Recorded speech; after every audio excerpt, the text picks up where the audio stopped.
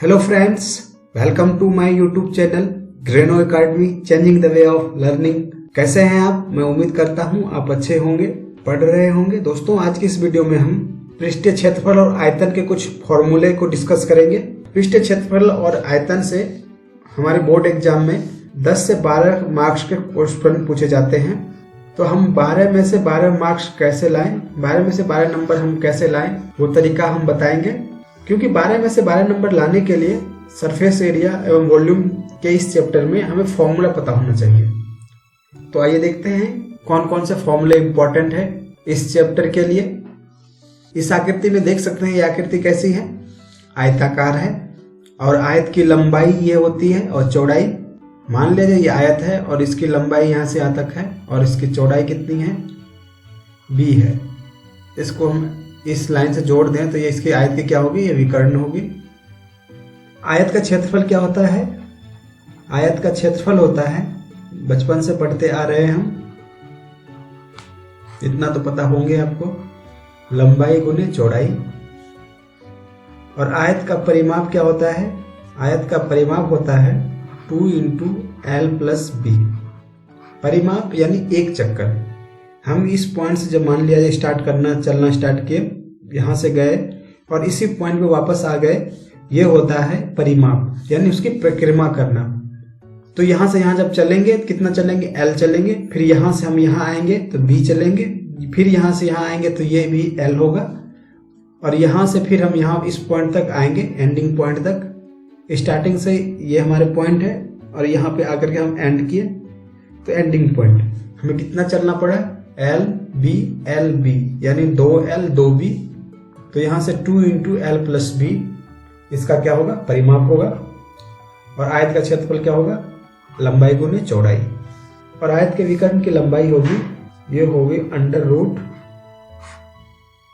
लंबाई का square plus चौड़ाई का स्क्वायर। आइए कुछ और ही आकृतियां देखते हैं जिसका हमें फॉर्मूला पता होना चाहिए, बेसिक है, आप बचपन से पढ़ते आ रहे होंगे, तो ज्यादा हम टाइम नहीं लेंगे। ये आकृति कैसी है, वर्गाकार है। वर्गाकार क्यों है? क्योंकि इसकी सभी भुजाएं आपस में बराबर होती है। ये इसकी साइड होती है, यानी भुजा ये यहां से यहां तक A होगी, और इसको अगर यहां से हम मिला दें तो ये क्या होगी, इसकी डायगोनल यानी विकर्ण होगी। वर्ग का क्षेत्रफल क्या होगा, वर्ग का क्षेत्रफल होगा, ये भी होगी लंबाई गुनी चौड़ाई। क्षेत्रफल है तो लंबाई गुनी चौड़ाई तो होगी, यानी इसकी लंबाई भी A है और चौड़ाई भी A है, यानी लंबाई A है और चौड़ाई A है, यानी इसकी भुजा आपस में बराबर होती है, तो ये हो जाएगी भुजा स्क्वायर यानी A²। और वर्ग का परिमाप होगा, वर्ग का परिमाप ये होगा 4 × A। 4 × A क्यों होगा, 4A 4 × 1 भुजा, क्योंकि इस पॉइंट से अगर हम चलना स्टार्ट किया, अगर हमें इसी पॉइंट पे आना है तो पहले हम यहाँ चलेंगे, फिर यहाँ चलेंगे, फिर यहाँ आएंगे, फिर यहाँ से यहाँ आएंगे। तो हमें कितना चलना पड़ेगा, यहाँ से यहाँ तक A, फिर A, फिर A, फिर A, यानी 4A। तो इसका परिमाप कितना होगा, 4 × A, यानी 4 × 1 भुजा। वर्ग का क्षेत्रफल होगा भुजा स्क्वायर। और वर्ग के विकर्ण की लंबाई कितनी होगी, विकर्ण बराबर होगा, फॉर्मूला यहां से कितना निकल जाएगा, वर्ग का विकर्ण ये होगा √ A² + A², क्योंकि ये भी A है और ये भी A है, तो ये होगा 2A²। यहां से √ से A बाहर आएगा, कितना होगा, वर्ग का विकर्ण होगा √2A। तो इसे भी आप नोट करके रखिएगा। आइए कुछ और आकृतियां देखते हैं वृत्त।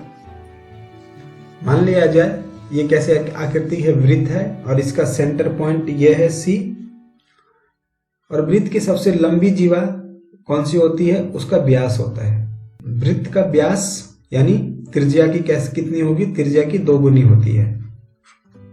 त्रिज्या बराबर होता है डायमीटर अपॉन 2, यानी ये यहां से यहां तक ये d है डायमीटर, तो इसकी त्रिज्या ये r होगी। वृत्त की त्रिज्या की 2 गुनी उसकी डायमीटर होती है यानी व्यास। वृत्त का क्षेत्रफल क्या होता है, वृत्त का क्षेत्रफल का फॉर्मूला होता है पाई आर स्क्वायर। तो आइए देखते हैं वृत्त का क्षेत्रफल क्या होता है, पाई आर स्क्वायर। और वृत्त की परिधि यानी सरकमफेरेंस, परिधि होती है 2 पाई आर। आइए नेक्स्ट आकृतियां देखते हैं हम।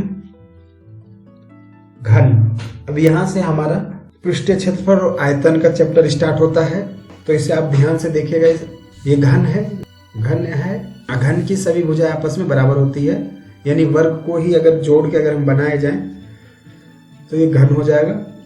ये इसकी साइड होती है ए, ये भी ए साइड होती है, ये भी ए, यानी घन लंबाई चौड़ाई और ऊंचाई बराबर होती है घन की।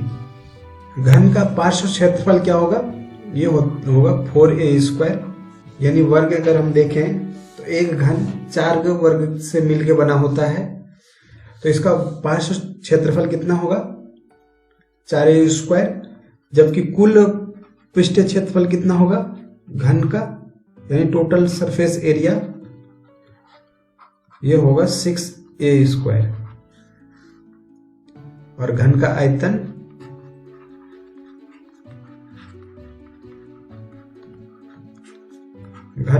होगा a क्यूब, और इसका मात्रक होगा घन इकाई, और क्षेत्रफल का मात्रक क्या होता है वर्ग इकाई। आइए अब देखते हैं नेक्स्ट आकृतियां, यानी घनाभ। इस इमेज में देख सकते हैं घनाभ क्या है, एक बॉक्स की तरह है। घनाभ की ये लंबाई है, ये हाइट यानी ऊंचाई, और ये वृत्त यानी चौड़ाई, यानी L B, और ये क्या है H। घनाभ का पृष्ठीय क्षेत्रफल क्या होगा, अगर इसमें देखें तो ये एक साइड है, ये दूसरी साइड है, यानी 2 साइड आपस में बराबर है, और ये एक साइड और इसके पीछे साइड, और एक ऊपर एक नीचे, यानी घनाभ का वक्र पृष्ठीय क्षेत्रफल होगा 2 गुने लंबाई गुने चौड़ाई, चौड़ाई गुने ऊंचाई प्लस ऊंचाई गुने लंबाई, यानी हम इसे LB plus BH plus HL लिख सकते हैं। और घनाभ का आयतन क्या होता है, आयतन इसकी लंबाई गुने चौड़ाई गुने ऊंचाई होती है, यानी लंबाई गुने चौड़ाई गुने ऊंचाई, यानी LBH घन इकाई। इसका मात्रक होता है, अगर ये लंबाई मीटर में है तो इसका मात्रक क्या होगा मीटर क्यूब में होगा, ये इसका मात्रक होगा, क्योंकि आयतन का मात्रक क्या होगा घन इकाई। आइए नेक्स्ट आकृतियां देखते हैं। बेलन।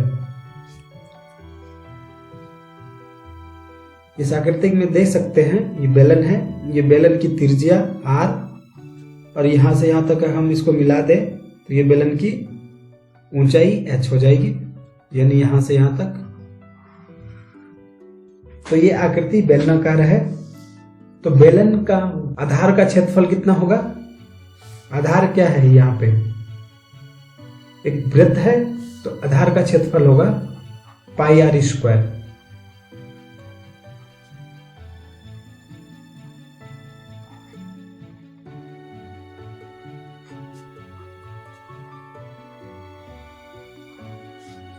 बेलन का वक्र पृष्ठ क्षेत्रफल कितना होगा, बेलन का वक्र पृष्ठ क्षेत्रफल होगा 2 पाई आर एच, यानी ये सरकमफेरेंस है यानी परिधि है, और उस परिधि के जब ऊंचाई से मल्टीप्लाई कर दिया जाता है तो बेलन का वक्र पृष्ठ क्षेत्रफल बन जाता है। और बेलन का संपूर्ण पृष्ठ क्षेत्रफल कितना होगा, यानी टोटल सरफेस एरिया, कुल पृष्ठ क्षेत्रफल बेलन का, यानी वक्र पृष्ठ क्षेत्रफल तो है ही है 2πr(h). इसमें बस एक आधार का क्षेत्रफल ऊपर का और एक आधार का क्षेत्रफल नीचे का, यानी इसे ढकने के लिए चाहिए तो 2πr², यानी स्मॉल r ही रहने दीजिए, कॉमन लेने में आसानी होगी। तो यहां से देख सकते हैं 2πr हम कॉमन ले लें तो कितना होगा h+r। तो बेलन का संपूर्ण पृष्ठ क्षेत्रफल का क्या फॉर्मूला होगा, 2πr × h+r। और बेलन का आयतन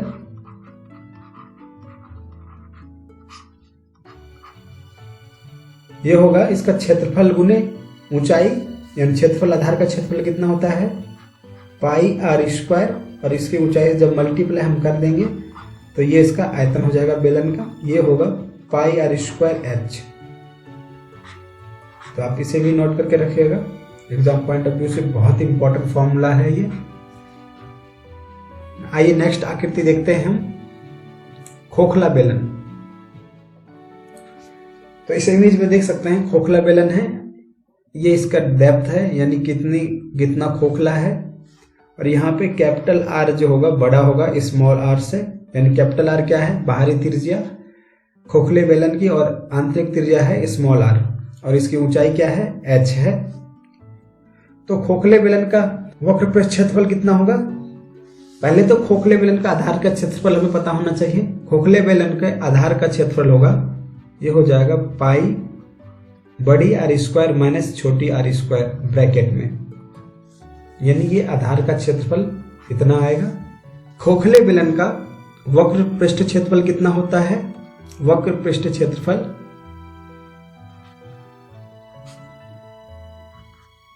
ये होता है 2πh small r plus capital R। ये तो वक्र पृष्ठ क्षेत्रफल होता है खोखले बेलन का, यानी होलो सिलेंडर का। अगर संपूर्ण पृष्ठ क्षेत्रफल निकालना हो, यानी total surface area of hollow cylinder, संपूर्ण पृष्ठ क्षेत्रफल निकालना हो तो इसका फॉर्मूला होगा 2π × small r plus capital R, bracket में इंटू में होगा capital R plus h minus small r। और खोखले बेलन का आयतन आधार के क्षेत्रफल में उसकी ऊंचाई से मल्टीप्लाई कर देंगे तो आयतन आ जाएगा। तो ये आयतन आएगा, आधार का क्षेत्रफल कितना होगा πr² minus small r² into h। तो ये आ जाएगा πh capital R minus small r का स्क्वायर, यानी कैपिटल R का स्क्वायर माइनस स्मॉल r का स्क्वायर। ये बेलन का यानी खोखले बेलन का आयतन होगा। आइए और कुछ आकृतियां देखते हैं।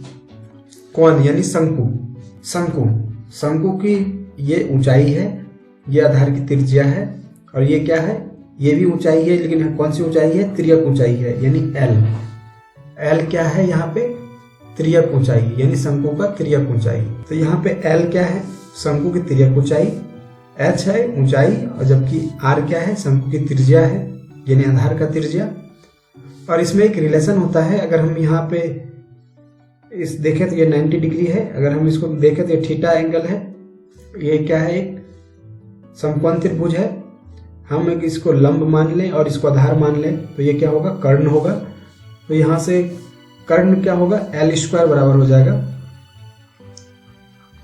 h² प्लस r², यानी तिर्यक ऊंचाई बराबर होगा √ शंकु के ऊंचाई का स्क्वायर प्लस शंकु के त्रिज्या का स्क्वायर। तो इसे आप नोट करके रखिएगा। अगर हमें h चाहिए तो h हो जाएगा √L² माइनस r², और हमें r चाहिए तो यहां से निकल जाएगा L² माइनस h²। अगर 2 दिया गया हो क्वेश्चन में हम तीसरा ऑटोमेटिक निकाल सकते हैं इस फॉर्मूले में रख करके। मेन फॉर्मूला यही है, तो आप इसे नोट करके रखिएगा। इसको हम इरेज करते हैं और इसके कुछ और फॉर्मूले को डिस्कस करेंगे। ये इरेज हो चुका है। अब आइए देखते हैं शंकु के कुछ फॉर्मूले। शंकु का पृष्ठ क्षेत्रफल क्या होता है? शंकु का पृष्ठ क्षेत्रफल यानी वक्र पृष्ठ क्षेत्रफल यह होता है पाई आर एल। एल क्या है? तिर्यक ऊंचाई है। और शंकु का संपूर्ण पृष्ठ क्षेत्रफल पूछा जाए तो यहां से इसका आधार का क्षेत्रफल ऐड हो जाएगा बस।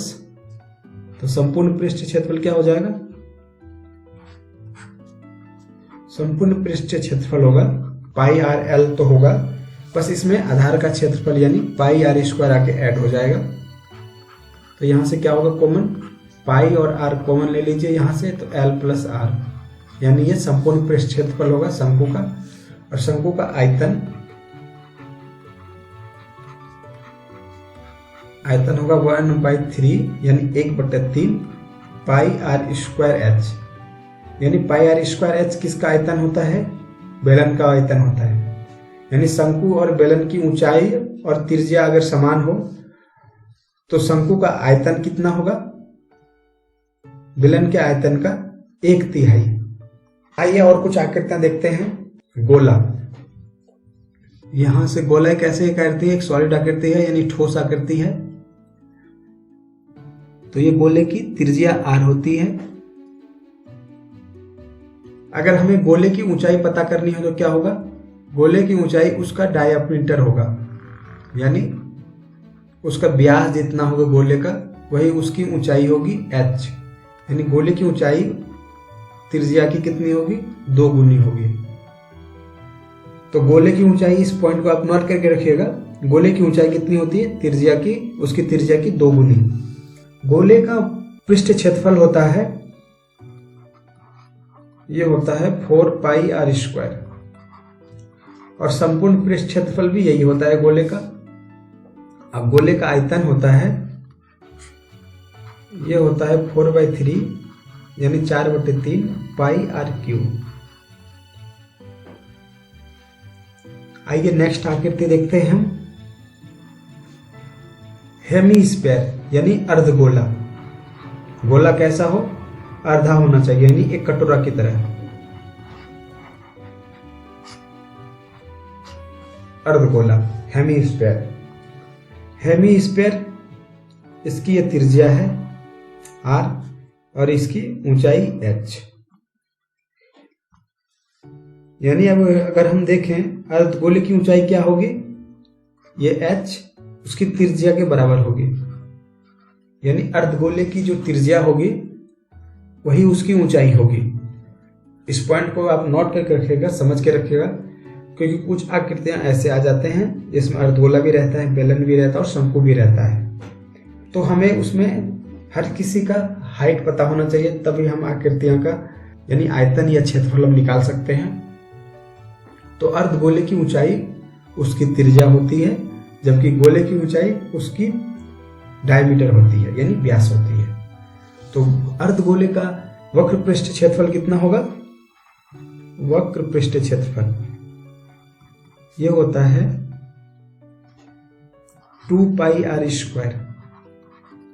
यानी गोले का होता है 4 पाई आर स्क्वायर और अर्धगोले का होगा 2 पाई आर स्क्वायर, क्योंकि गोले का ये आधा है यानी हेमीस्फीयर है। और संपूर्ण पृष्ठ क्षेत्रफल क्या होगा? ये आधार का क्षेत्रफल है, ये आके इसमें ऐड हो जाएगा। यानी संपूर्ण पृष्ठ क्षेत्रफल क्या हो जाएगा? अर्धगोले का संपूर्ण पृष्ठ क्षेत्रफल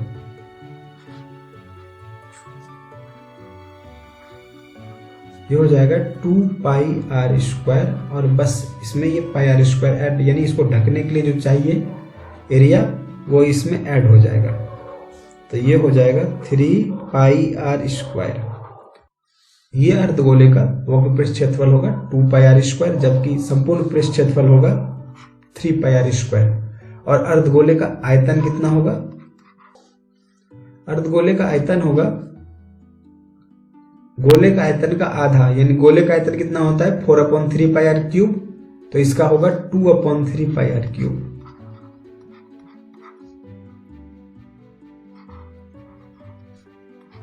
तो ये थे कुछ इंपॉर्टेंट फॉर्मूले जिसे हमने आपसे साझा करने का कोशिश किया है, क्योंकि यह चैप्टर यानी पृष्ठीय क्षेत्रफल आयतन का है, तो इसमें हमें सबका फॉर्मूला पता होना चाहिए, एक एक आकृति का। बिना फॉर्मूले के हम इस चैप्टर के क्वेश्चन को सॉल्व नहीं कर पाएंगे, तो हमें फॉर्मूला याद होना चाहिए। तो इस पॉइंट को आप नोट करके रखिएगा। और वैसे भी फॉर्मूले को ज़्यादा याद नहीं करना है, याद किया हुआ भूल जाता है, हमें समझना है। और जैसे जैसे हम एक्सरसाइज के क्वेश्चन को सॉल्व करेंगे वैसे वैसे फॉर्मूले आएंगे और धीरे धीरे हमारे माइंड में सेट हो जाएगा और याद भी हो जाएगा। बोर्ड एग्जाम तक तो हम आपको सारे फॉर्मूले भी याद करवाएंगे, ट्रिक बताएंगे कैसे एग्जाम में क्वेश्चन को सॉल्व करते हैं। तो अगले वीडियो में हम एक्सरसाइज के क्वेश्चन को देखेंगे। तब तक के लिए दीजिए इजाज़त। आपको यह वीडियो कैसा लगा आप हमें कमेंट बॉक्स में ज़रूर बताएं। अगर आप हमारे चैनल पर नए हैं तो हमारे यूट्यूब चैनल ग्रेनो अकेडमी को सब्सक्राइब करना ना भूलें। Thanks for watching. आप अपना ख्याल रखिए। धन्यवाद।